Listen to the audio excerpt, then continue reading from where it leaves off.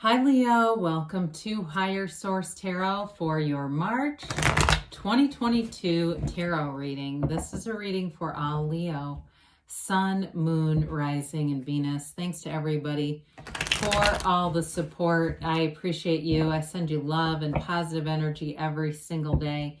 And if you're new here, welcome to you. I post new readings every Friday, then again on Monday. So if a reading doesn't resonate, come back in a couple of days. You can watch a new reading. It's always somebody's reading, but it's not always going to be every person's reading every time. Fridays are always a general reading. Mondays are a different style every week. So today's reading is a more detailed Celtic Cross style reading. And if you like tarot and you like the channel, I'd love to invite you to subscribe to Higher Source Tarot. All right, what advice do you have for Leo? Sun, Moon, Rising, and Venus. What does Leo need to know, please? For the best and highest good of all concerned with Leo. Messages for Leo, please. All right, we'll start here with the tarot, and then we'll have the angel answers. You have here, current situation is the Queen of Swords. Immediate influence is the King of Wands. In your subconscious, you've got the Two of Wands. The distant past, the Ten of Swords. The more recent past, the Nine of Wands. The energy coming towards you is the world. You're represented by the Ace of Swords. The person or situation you're attracting is the, oh, that's cool, the Eight of Cups. You've got the Nine of Cups. I was hoping we'd have the Ten of Cups, but that's okay. We'll take the 7 because we still have 7, 8, 9, okay? There's something about this. There's like an evolution happening here that's really awesome.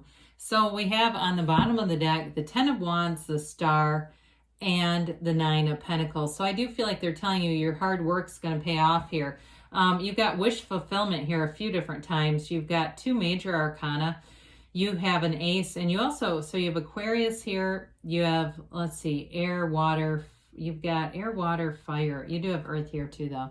So that Ten of Wands is grueling, man. It's like you keep carrying all those heavy wands going just a little bit more. I just have a little bit more here. I'm just going to wait a little bit longer. Keep pushing through. And so you finally get to the place where you can put those damn things down. You know, it's attainment, though. When you get into the Nine of Pentacles, the Nine of Pentacles is a luxury card. She has she stands in a prominent garden. She's got all those grape leaves around her, the same as the King of Pentacles, because that signifies prosperity and abundance.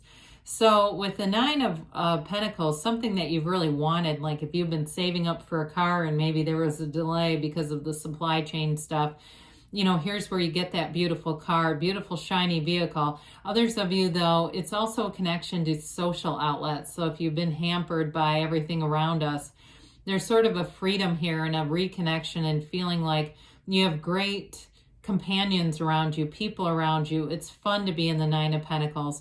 So with the Star being here, it's an absolutely beautiful energy. There's a revelation happening, and it brings in hope. She's connected, though, to source energy. So the Star reminds us that everything comes from the seat of the soul. Everything comes from source. And you'll see as she pours out those pictures, she only trains her eyes, her focus on the one that goes back into the universe. She doesn't worry about what's happening on earth. She sits with her knee on the earth, but she always keeps her foot on that source for balance. So it's a card of meditation, of self-care.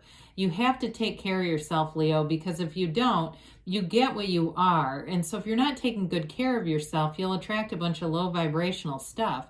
So you have to stay in that place of complete love, self-acceptance. I see somebody going out and getting a massage, getting their feet done, soaking their feet, whatever it is in the physical body that makes you feel good, makes you feel put together, and makes you feel like you're worth it. And so with the Star here, there's definitely a calm, a tranquility, and that's what people get. We're human beings. When we bring in that tranquility, the love, the calmness, that's our beingness. So we don't want to bring forward animosity and old resentments. Those are done. We're done with those. So with the King of Wands and the Queen of Swords, these are an interesting combination here. This could be a really interesting work dynamic. And I get the old show, remember Moonlighting with Bruce Willis, that chemistry that those two had. where it's like this almost sexual tension at work. And I don't care if you're married, somebody here has it. But I don't feel like anything's going to happen with it, but there's something about a chemistry at work here going. But with the Queen of Swords, she's a great communicator, but she's hilarious, but very sarcastic energy. So if you're attracting a Queen of Swords around you and you're this King of Wands, I feel like you'll roll with it pretty easily. You'll be able to kind of, you know, use your own sense of humor, but your own charisma and charm in the meantime. Now, if it's a relationship for you, again, that might be kind of part of it, but be careful of not becoming the Bickersons with this.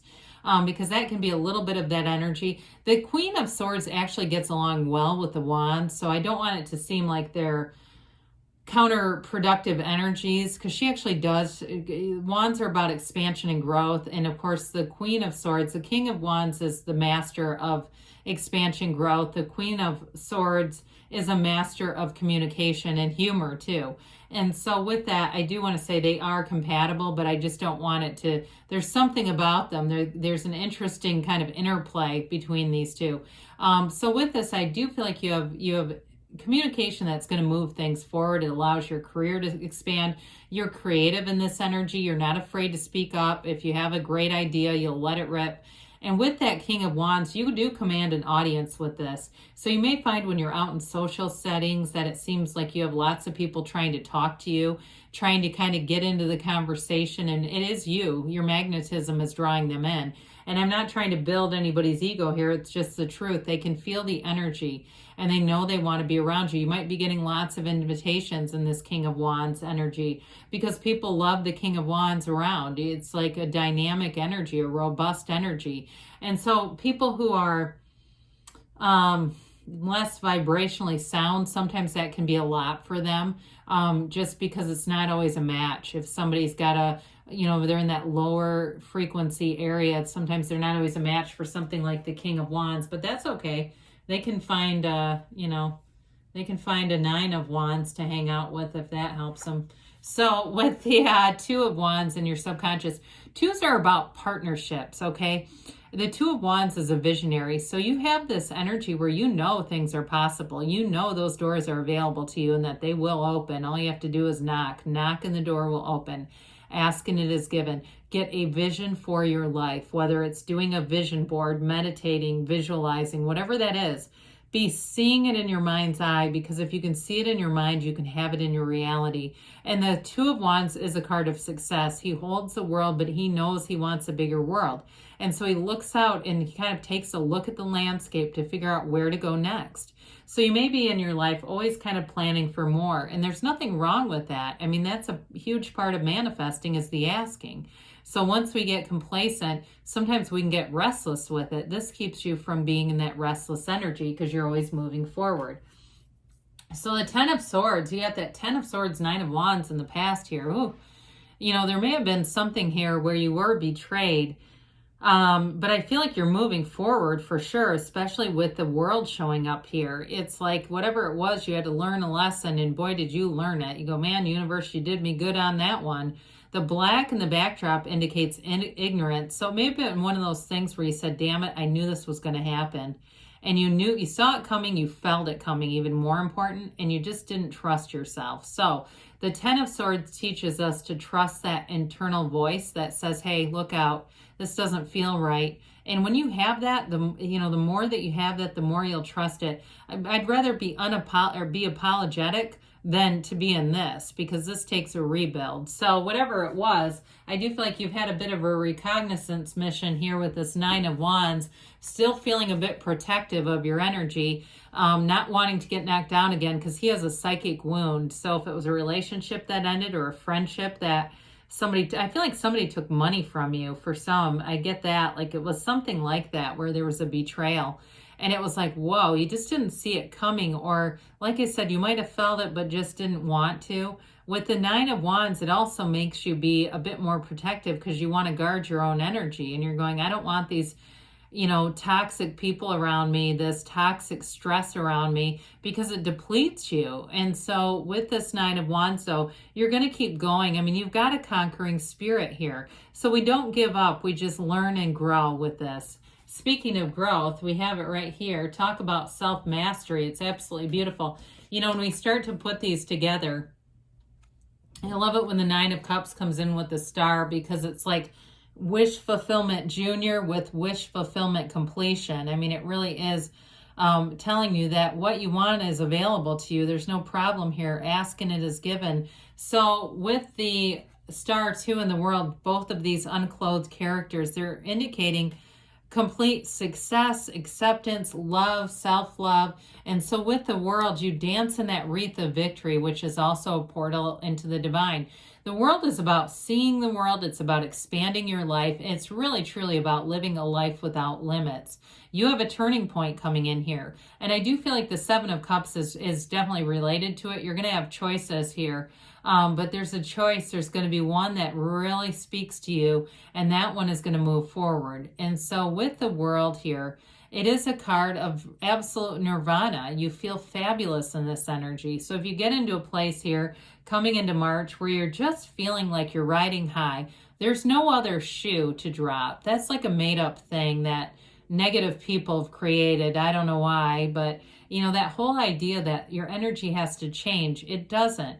You get what you are, and so you are this. It's like everything around you is a product of you. You're the cause, and your environment is the effect. You're not a product of the environment. The environment is a product of you, and this is what you're creating. So it's definitely a card of expansion, of love, of absolute freedom. There is a true joy and happiness coming in with the world. So with the Ace of Swords, you know what you want, you know what you don't want, and you're not afraid to say it. It also has the Yods of the Tarot here, these little droplets. They're the first letter of the name of God in Hebrew. They're telling you as you cut through that crown of the ego, you're going to have a gift. And it's that gift of freedom, that joyous, happy, and free energy. It's also, though, aces are about initiation. So there may be a conversation, a truthful conversation in a relationship about moving things forward, moving things into a deeper level. There's definitely an energy about trust here. Trust, loyalty is important with you. Wanting loyal people around you, integrous people around you. And if they're not here for that, I feel like you'll tell them to take a hike. I mean, it'll be very cut and dried with this. It gets right to the point, cut to the chase. We don't beat around the bush. And it helps you, though, to feel free, because then you feel like you have everything around you is what it is. There's no hidden meanings. There's no trying to figure out and get the search for deeper meaning necessarily. I mean, so with this Ace of Swords, I also think in work too, it may be something new that takes off, especially with the King of Wands. It may be a new project or something new that you're taking on, a new idea that comes into your mind that actually turns into something, because the Wands will give you the action that you need to make it be something that builds. And so with this Eight of Cups, again, we've got high vibrational energy. Eights are about vibration. They're about evolution, rhythm, and there's a peace here. There's magic happening here. He has these cups aligned. I mean, it's not like it's walking away from something. It's walking into something deeper. It's connecting on a deeper level. He's taking the hero's journey. And so with this too, you've got an unconditional kind of a loving energy around you. In a relationship though, I do feel like the ultimate connection here is we've got the 8 and 9 of Cups. It's like that evolution of a relationship that's beautiful. That's really about allowing each other some autonomy, to be yourselves, to grow, but to really connect. So if there's been something you've been wondering about, like you've kind of been dating somebody and wondering, is it going to the next level? Well, here it goes. Others of you, though, if it's a relationship that you're in, especially with the world, I do feel like it's a reconnection. It's like connecting and getting back to center, getting back to who you really are.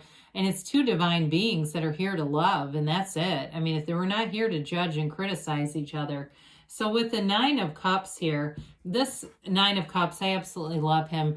I mean, it's an energy of feeling proud of what you've done, proud of your accomplishments, proud of this life that you're building, knowing that when hard times have happened, you kept going, knowing there was more for you. And here's the more. It's attainment, it's realization, but it's also, in the 9 of Cups, something that moves your heart and soul. So it's knowing that you're in this life, like I said, to be of love, to be connected with people. And what that does for you, what this does for you, is it keeps driving you into situations where there's more love. You won't get into the ones where there isn't. You just won't, which is it's an interesting segue into the Seven of Cups. Again, I would have screamed if those would have been in alignment. That would have been absolutely unbelievable, but it still is when there's 78 cards here and we have 3 that are basically right in a row. The cups are about love. They're about that great life. You're going to have choices coming in here, Leo. And I feel like it's over the next few months. It's not all just crammed into March. It may be all the way into July, August, but I feel like too in a relationship, somebody ends up moving in together. Seems like it's a hot, steamy move too. So it may be more like August, you know, those real dog days of summer when you're like, Jesus, why didn't we wait until September to move all this stuff? But either way, I do feel like you have things moving forward. You're going to have choices. But because you're in alignment, you're going to pick high vibrational stuff because there's jewels in that. There's jewels and there's the wreath of victory. And you're going to know what to do. 7s are about successful conclusions. And so that has you, you know, in terms of love, making the successful conclusion, making the choice to love. And in terms of career, it's like being in love with your life and using your discernment so you don't repeat 10 of Swords, 9 of Wands energy. So let's see here what the angels have to say. What else does Leo need to know, please? Oh, Jesus. I'm going to take this one because it started to turn itself over. I didn't actually see it, but I felt it turning. Forgiveness, they say, okay? So there may be something from the past. We got to fully let go of it so we don't bring it forward. Look for a sign. They're all around you. Let go. All right, we just said that, didn't we? Let go and let the universe bring you forward. They say a year from now, but again, I still see momentum coming into something about the dog days of summer is important. They say don't stop. Keep going, Leo, because there are good things on the way for you. I love you, and I'll be back again soon.